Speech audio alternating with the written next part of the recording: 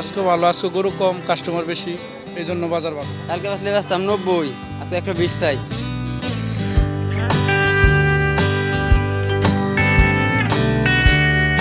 কালকে বেচছি না, আজকে বসি বাসে একটু বেশি জন আর কি রয়েছে।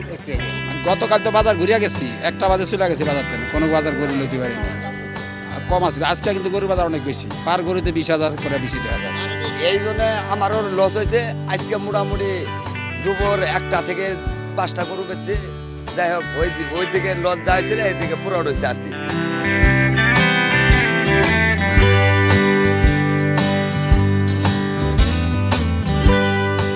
বড়গুলোতে 30-40 হাজার আর কি দাম বাড়তি। তো আপনার এবার আমার বাজেটের বাইরে হয়ে গেছে। 140 ঠিকই আছে, না হ্যাঁ কত পার্সেন্ট কম? 41। লাভ হয়েছে না, বেশি হয়েছে না।